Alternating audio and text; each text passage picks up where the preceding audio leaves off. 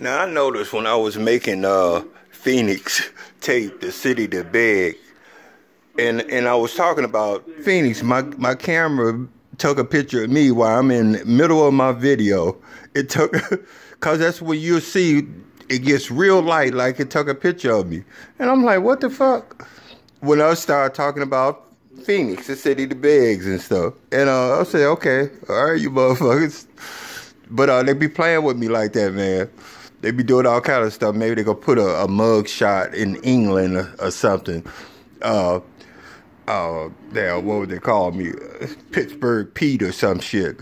And yeah, or whatever. But y'all dirty, man. And that's just you got all of, man, you should have made enough money. This is no lifetime scam. People get smarter and man, I know y'all needed donations building this town in the beginning with some strong people, man, like my daddy. And I give it to you because y'all was nothing but hard-working people. But y'all were getting donations from everywhere during the Salt River Project. And then the little carnival stayed around, and then little homeless people and drifters and stuff decided to help in the project, and there was a lot of jobs, and that's how y'all got y'all community started. But then somebody in the community had a better idea, an idea nobody never thought about. Let's make a carnival that doesn't move. And that's how things began and still is to today. Chipping you out of that nickel or that dollar, or buying that teddy bear for $30 when it only costs $1 to make. The wolf boy, but he only got a little beard on, and he's the governor. But different things like that, where a carnival came through your town, and you had your first little girlfriend. And so you want to take her to the carnival and, you know, win anything you can get, and hopefully you get some when you get home. And so you take her there, you out of $30, you know, and it was fun. And then next year they come back around, you forgot how much they ripped you off for last time. Same people, yeah, weird looking, and like suntan people, and hippies or whatever. People from Phoenix now, I see. But so you forget and stuff, and you play again. I mean, it's a give and take and stuff. You know, nobody forced you to bend your arm to go to the carnival.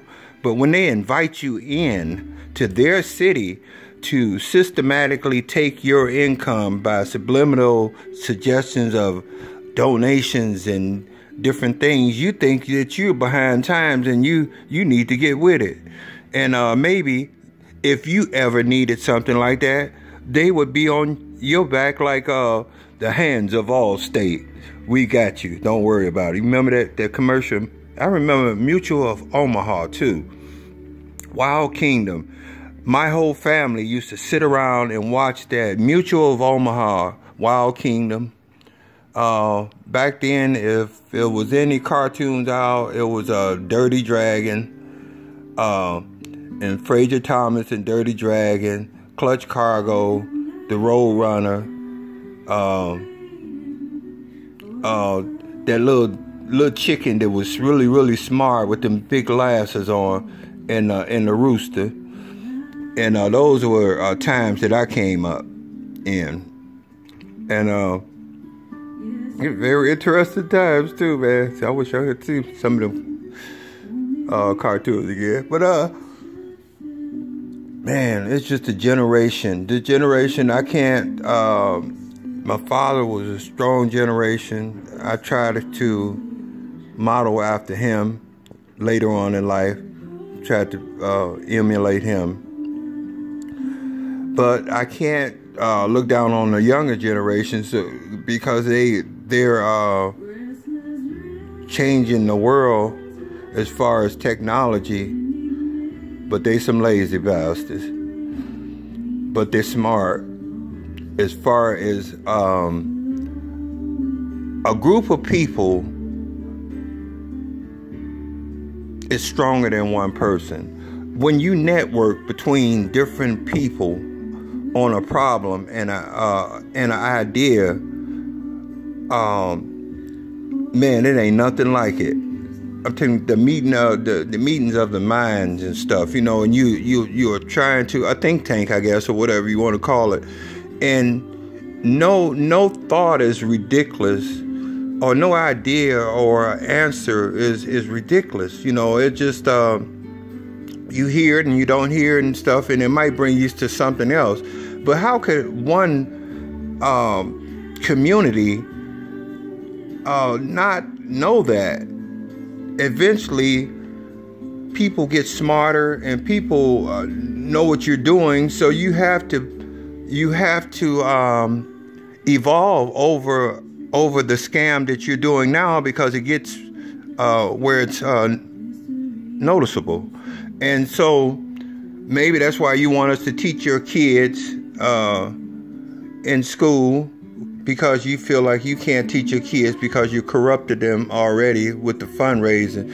And I'm telling you, each one of your kids that ask me for something in the store that you kicked out of your house, they feel like I owe them. I'm supposed to get them something. So that's y'all legacy y'all left on y'all kids. Shit, well, fuck you, Mom. I'll go out there and get something from the Snowbirds. Shit, they give me more than you give me. Snowbirds, they out there getting suckered.